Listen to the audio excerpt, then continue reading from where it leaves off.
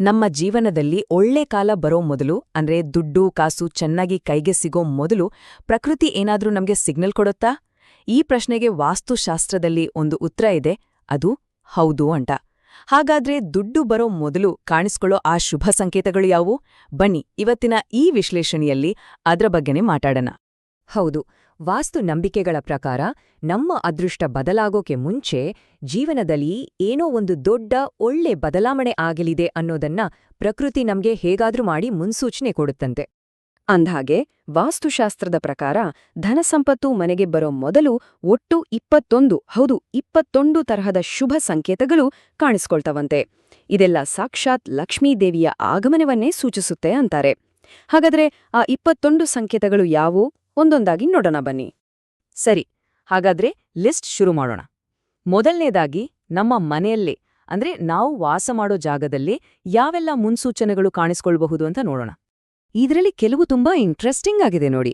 ಮನೆಯಲ್ಲಿ ಕಪ್ಪು ಇರುವೆಗಳು ಸಾಲಾಗಿ ಹೋಗ್ತಾವಿದ್ರೆ, ಅಥವಾ ಬೆಳಿಗ್ಗೆ ಎದ್ದ ತಕ್ಷಣ ಬಾಗಿಲ ಹತ್ರ ಒಂದು ಹಸು ಬಂದು ನಿಂತ್ರೆ, ಅಷ್ಟೇ ಅಲ್ಲ, ಮನೆಯಲ್ಲಿದ್ದ ತುಳಸಿ ಗಿಡ ಇದ್ದಕ್ಕಿದ್ದಂತೆ ಚೆನ್ನಾಗಿ ಸಮೃದ್ಧಿಯಾಗಿ ಬೆಳೆಯೋಕ್ ಶುರು ಮಾಡಿದ್ರೆ, ಒಂದೇ ಜಾಗದಲ್ಲಿ 3 ಹಲ್ಲಿಗಳು ಒಟ್ಟಿಗೆ ಕಾಣಿಸಿಕೊಂಡ್ರೆ, ಅಥವಾ ಮನೆಯಲ್ಲಿರೋ ಬೆಕ್ಕು ಮರಿ ಹಾಕಿದ್ರೆ, ಇದೆಲ್ಲವನ್ನು ಶುಭ ಸಂಕೇತ ಅಂತಾನೆ ಪರಿಗಣಿಸ್ತಾರೆ. ಅದರಲ್ಲೂ ಈ 3 ಹಲ್ಲಿಗಳದ್ದು ಇದೆಯಲ್ಲ, ಅದು ತುಂಬಾ ವಿಶೇಷ. ಒಂದೇ ಜಾಗದಲ್ಲಿ 3 ಹಲ್ಲಿಗಳು ಒಟ್ಟಿಗೆ ಕಂಡ್ರೆ ಅದು ಸಾಕ್ಷಾತ್ ಮಹಾಲಕ್ಷ್ಮಿಯೇ ಮನೆಗೆ ಬರ್ತಿದ್ದಾಳೆ ಅನ್ನೋ ಸೂಚನೆಯಂತೆ. ಜೊತೆಗೆ ಆ ಮನೆಗೆ ಒಳ್ಳೆ ಪ್ರಗತಿ ಆಗತ್ತೆ ಅಂತಾನೂ ಬಲವಾಗಿ ನಂಬ್ತಾರೆ. ಇನ್ನೂ ಇದೆ ಕೇಳಿ, ಮನೆಯ ಮುಖ್ಯದ್ವಾರದ ಹತ್ರ ತಾನಾಗಿಯೇ ಒಂದು ಮಾವಿನ ಗಿಡ ಬೆಳೆದ್ರೆ, ಅಥವಾ ಮನೆ ಮೇಲೆ ಕೂತು ಕೋಗಿಲೆ ಹಾಡೋದು ಕೇಳಿಸಿದ್ರೆ, ಅಷ್ಟೇ ಯಾಕೆ ಬೆಳಿಗ್ಗೆ ಎದ್ದ ತಕ್ಷಣ ಕಣ್ಣಿಗೆ ಪೂಜೆಗಿಟ್ಟ ತೆಂಗಿನಕಾಯಿ ಬಿದ್ರೆ, ಅಥವಾ ಯಾವುದೋ ಒಂದು ಪಕ್ಷಿ ಮನೆ ಮೇಲೆ ಬಂದು ಏನಾದ್ರೂ ಬೆಲೆ ಬಾಳೋ ವಸ್ತುವನ್ನ ಬೀಳಿಸಿದ್ರೆ, ಇದೆಲ್ಲವೂ ಹಣ ಬರೋ ಮುನ್ಸೂಚನೆಗಳೇ. ಸರಿ, ಇದೆಲ್ಲ ಮನೆಯಲ್ಲಿ ಕಾಣೋ ಸಂಕೇತಗಳಾಯ್ತು. ಈಗ ಮನೆಯುಂಡ ಹೊರಗೆ ಅಂದ್ರೆ ನಮ್ಮ ದೈನಂದಿನ ಜೀವನದಲ್ಲಿ ಎದುರಾಗೋ ಶಕುನಗಳ ಬಗ್ಗೆ ಮಾತಾಡೋಣ. ಇದು ಮಾತ್ರ ಬಹುಶಃ ಎಲ್ಲರಿಗೂ ಗೊತ್ತಿರೋ ಒಂದು ಕಾಮನ್ ನಂಬಿಕೆ, ಅದೇ ಕೈ ತುರಿಸೋದು.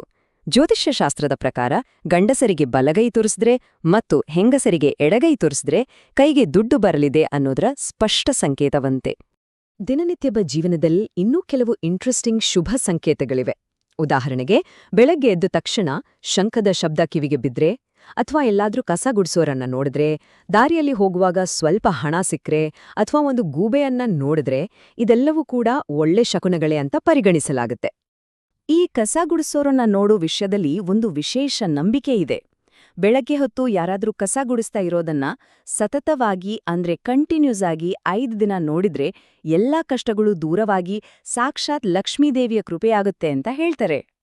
ಹಾಗೆ ಗೂಬೆಯನ್ನ ನೋಗೋದು ಯಾಕೆ ಇಷ್ಟು ಮುಖ್ಯ ಅಂದ್ರೆ, ಗೂಬೆ ಲಕ್ಷ್ಮೀದೇವಿಯ ವಾಹನ ಅಂತ ನಂಬಿಕೆ. ಅದಕ್ಕೆ ಮನೆಯ ಹೊರಗೆ ಗೂಬೆ ಕಾಣಿಸ್ಕೊಂಡ್ರೆ ಅದು ಲಕ್ಷ್ಮೀದೇವಿಯೇ ಬರ್ತಿದ್ದಾಳೆ ಅನ್ನೋ ಸಂಕೇತ ಅಂತ ಭಾವಿಸ್ತಾರೆ. ಇನ್ನೂ ಕೆಲವು ಯುನಿಕ್ ಸಂಕೇತಗಳು ಇವೆ. ಬೆಳಿಗ್ಗೆ ಕಬ್ಬನ್ನು ನೋಡೋದು, ಒಂದು ನಾಯಿ ಬಾಯಲ್ಲಿ ರೊಟ್ಟಿ ಅಥವಾ ಯಾವುದಾದ್ರೂ ಸಸ್ಯಾಹಾರಿ ಊಟವನ್ನ ಇಟ್ಕೊಂಡು ಹೋಗ್ತಾ ಇರೋದು ಕಣ್ಣಿಗೆ ಬಿದ್ರೆ, ಏನೋ ಒಂದು ಮುಖ್ಯವಾದ ಕೆಲ್ಸಕ್ಕೆ ಹೋಗುವಾಗ ಕಿನ್ನರರು ಎದುರಾದ್ರೆ, ಅಷ್ಟೇ ಅಲ್ಲ, ಬಟ್ಟೆ ಹಾಕೊಳ್ವಾಗ ನಮ್ಮ ಜೇಬಿಂದ ದುಡ್ಡು ಕೆಳಬಿದ್ರೆ, ಇದೆಲ್ಲವನ್ನು ಹಣ ಸಿಗೋದ್ರ ಶುಭ ಸಂಕೇತ ಅಂತಾನೆ ಹೇಳ್ತಾರೆ. ಇಲ್ಲಿವರೆಗೂ ನಾವು ಎಚ್ಚರದಲ್ಲಿರುವಾಗ ಕಾಣೋ ಚಿಹ್ನೆಗಳ ಬಗ್ಗೆ ಮಾತಾಡಿದ್ವಿ. ಆದ್ರೆ ಈ ಸಂಕೇತಗಳು ನಮಗೆ ನಿದ್ದೆಯಲ್ಲೂ ಅಂದ್ರೆ ಕನಸಿನ ರೂಪದಲ್ಲೂ ಬರಬಹುದು. ಹಾಗಾದ್ರೆ ಕನಸಿನಲ್ಲಿ ಬರೋ ಆ ಶಕ್ತಿಯುತ ಸಂದೇಶಗಳು ಯಾವುವು ನೋಡೋಣ ಬನ್ನಿ. ಓಕೆ, ಕನಸುಗಳ ಬಗ್ಗೆ ಮಾತಾಡೋಕ್ ಮುಂಚೆ ಇಲ್ಲೊಂದು ಇಂಪಾರ್ಟೆಂಟ್ ಪಾಯಿಂಟ್ ಇದೆ.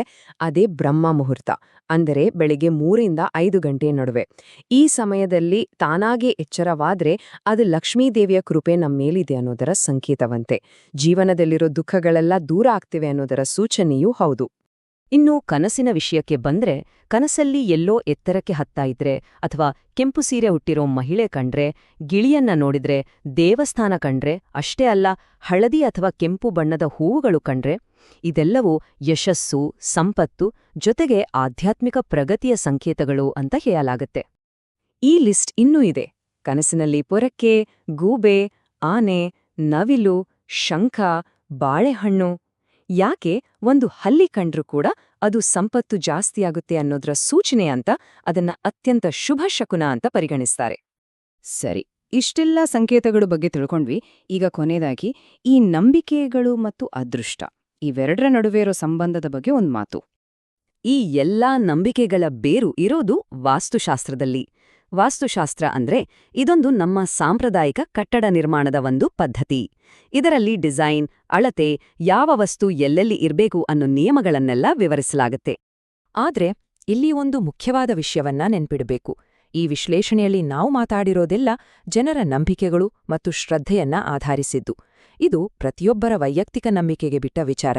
ಇಲ್ಲಿ ಯಾವುದೇ ವೈಜ್ಞಾನಿಕ ಸತ್ಯವನ್ನ ನಾವು ಹೇಳ್ತಾ ಇಲ್ಲ. ಹಾಗಾದ್ರೆ ಈ 21 ಸಂಕೇತಗಳಲ್ಲಿ ಯಾವುದಾದ್ರೂ ಒಂದನ್ನ ಯಾರಾದ್ರೂ ತಮ್ಮ ಜೀವನದಲ್ಲಿ ನೋಡಿದಾರಾ, ಅನುಭವಿಸಿದ್ದಾರಾ? ನಿಜವಾಗ್ಲೂ ಇಂಥ ಶುಭ ಶಕುನಗಳು ನಮ್ಮ ಜೀವನದಲ್ಲಿ ದೊಡ್ಡ ಬದಲಾವಣೆ ತರತ್ತಾ? ಇದ್ರ ಬಗ್ಗೆ ಯೋಚನೆ ಮಾಡಕ್ಕೆ ಇದೊಂದು ಒಳ್ಳೆ ಅವಕಾಶ ಅಲ್ವಾ?